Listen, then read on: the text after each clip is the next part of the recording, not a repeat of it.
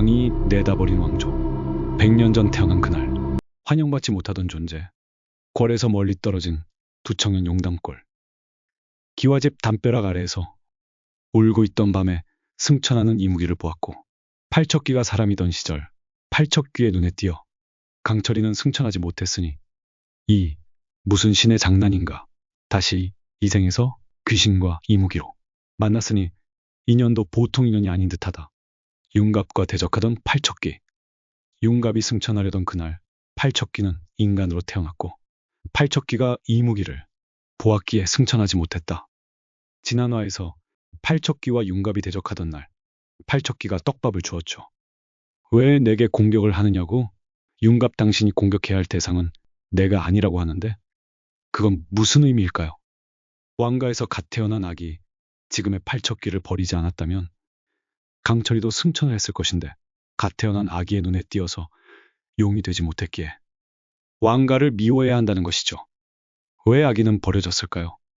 100년 전 이루지 못할 사랑, 해서는 안 될 사랑이 있었습니다. 궐의 나인과 공주의 사랑이 생명을 잉태했으나 아무에게도 알려지면 안 되는 사실이라 남몰래 아이를 출산했죠. 당신은 오랑캐와의 전쟁 중 전세가 열악하여 왕족이 용담골로 피신 중일 때라 아기가 태어나자마자 울음소리가 들리지 않게 포대기에 꽁꽁 싸서 새벽동이 트기 전 어느 기와집 대문 앞에 아기를 놓고 가는데, 그 아기는 훗날 팔척귀가 됩니다. 그날 하필 이무기 강철이가 천년 수행을 마치고 승천하는 날이었죠. 날아오르는 순간 갓 태어난 아기와 눈이 딱 마주치게 됩니다. 그리고 강철이는 바로 땅으로 꼬꾸라져 요 모양 요 신세가 되었죠.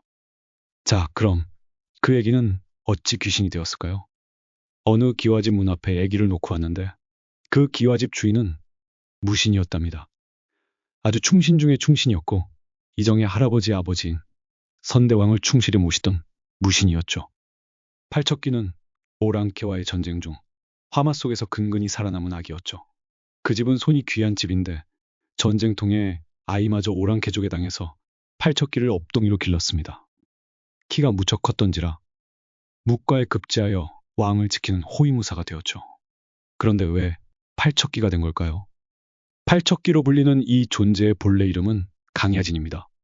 팔척 장신의 거구에 검술과 창술, 병법까지 두루 능통했던 무장으로 전란의 시대에 국경을 수호한 전설적 존재였습니다.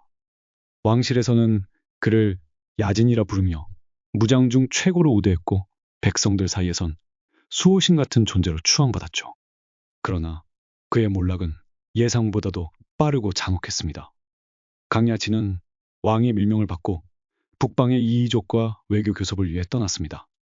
이는 형식상 외교 사절이었으나 실제로는 정탐과 암살, 무력 시위까지 아우르는 비공식 작전이었습니다. 그런데 작전 중 왕은 갑작스럽게 정세를 바꾸며 이이족과 평화 조약을 체결하고 강야진 일행을 임의로 전쟁을 일으킨 역도로 몰아버립니다. 왕은 북방 귀족들과의 정략적 혼인을 앞두고 있었고, 강야진이 들고 있는 진실과 무력은 권력에 위협이 된다는 이유로 제거하려 했던 것이죠. 그 결과 강야진은 전우들과 함께 배신당한 채 버려졌고, 조국을 위해 흘린 피는 역적으로 낙인 찍히며 땅에 묻히게 됩니다. 결국은 자기 핏줄들에게 배신을 당하게 되는 거죠. 죽음을 앞둔 강야진은 북방의 한 무녀에게 구조되지만 이미 사리와 원한에 물든 그의 몸은 인간의 형상을 유지할 수 없게 됩니다. 무녀는 그를 살리는 대신 왕족의 피를 본 뒤에야 안식을 얻는 팔척귀의 저주를 걸었고, 그날 이후 그는 불사의 괴물로 세상을 떠돌게 됩니다. 그의 팔은 팔척의 도끼처럼 무겁고 눈은 피로 물들었으며 말 대신 울음과 비명이 그를 따릅니다.